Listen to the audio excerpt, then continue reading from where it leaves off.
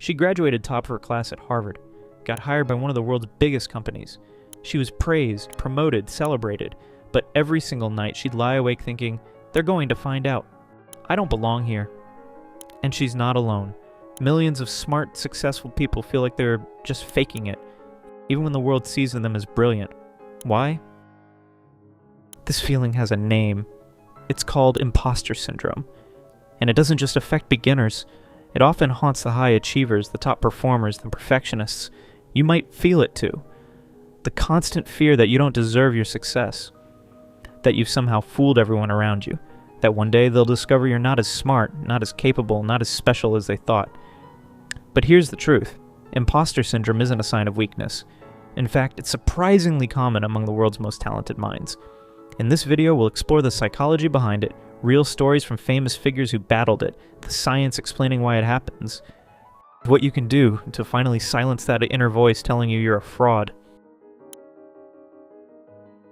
You know the voice, the one that whispers, "You just got lucky," or "You're not really that smart, they'll figure it out." For many, it starts early.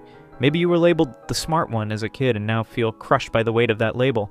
Or maybe you were the first in your family to achieve success, and every win feels like borrowed time. These doubts often become louder with every new accomplishment. The higher you climb, the more you feel like you don't belong at the top. You may over-prepare for every presentation, obsess over every detail, and still think you've just gotten lucky. Psychologists Pauline Clance and Suzanne Imes first coined the term imposter phenomenon in 1978. They found that despite outward success, many people felt like intellectual frauds and fear being exposed. But what's truly ironic, that self-doubt often drives people to work harder, perform better, and achieve more. Yet it still doesn't silence the voice. It's like running on a treadmill where success never feels like solid ground. Emma Watson, star of Harry Potter, once confessed, "It's almost like the better I do, the more my feeling of inadequacy actually increases." She's not alone. Tom Hanks, Michelle Obama, Maya Angelou, and even Albert Einstein reportedly questioned their worth. Maya Angelou once said, "I have written 11 books, but each time I think, oh, they're going to find me out now." These are people who redefined their fields. And yet, they were haunted by the same doubt you might be feeling now. It's not just celebrities. According to research from the Journal of Behavioral Science, nearly 70% of people will experience imposter syndrome at least once in their lives. It shows up in classrooms, boardrooms, and creative studios, from college students to CEOs. Consider this. Even after winning 2 Academy Awards, Tom Hanks said, "No matter what we've done, there comes a point where you think, how did I get here? When are they going to discover that I am in fact a fraud and take everything away from me?" If even Hollywood legends feel this, maybe imposter syndrome isn't a flaw. It's a shared human experience. Imposter syndrome doesn't come from failure, it comes from success. And it's most common in people who care deeply about what they do. It can be influenced by personality traits like perfectionism, neuroticism, and even anxiety. But environment matters too. If you're constantly comparing yourself to others or working in a competitive field, your brain may interpret your success as temporary, not earned. It can also be linked to early experiences. Parents who were overly critical or had high expectations, or being praised only for achievement rather than effort. Some researchers suggest it's more common in marginalized groups who feel the pressure of representation. The brain's negativity bias also plays a role. We're wired to focus on what's wrong, what could go wrong, and how we might fail.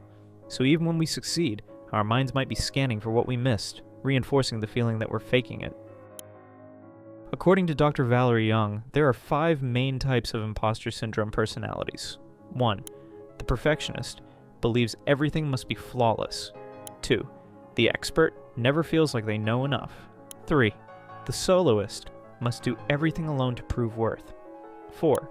The natural genius believes competence must come easily. 5. The superhuman tries to excel in every role they take on. Understanding which type resonates with you can be powerful. It helps you catch those patterns, step back, and say, wait, this isn't truth. This is my imposter talking. Imposter syndrome doesn't just make you feel bad, it changes how you live. You might avoid speaking up in meetings, delay launching your project, or pass on opportunities because you're scared of being found out. And it can cause overwork, anxiety, perfectionism, and burnout.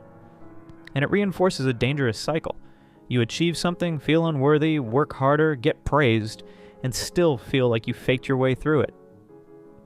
In the long run, it can erode your confidence, your creativity, and even your career path. The danger isn't failure, it's never recognizing your own brilliance. But the good news? This cycle can be broken, and it starts by seeing imposter syndrome not as a barrier, but as a signal that you care deeply and you're growing. So how do you overcome imposter syndrome? You start by naming it. The voice in your head? That's not truth. It's fear in disguise. Then, talk about it. Studies show that simply expressing imposter feelings with trusted friends or mentors helps reduce their power.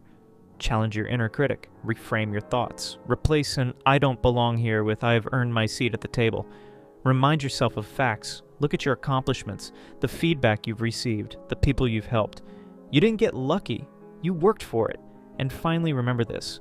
The people who worry they're not good enough usually care the most. That means you're not a fraud. You're thoughtful, humble, and constantly growing. And that's the kind of person the world needs more of. Have you ever felt like a fraud, even when you were winning?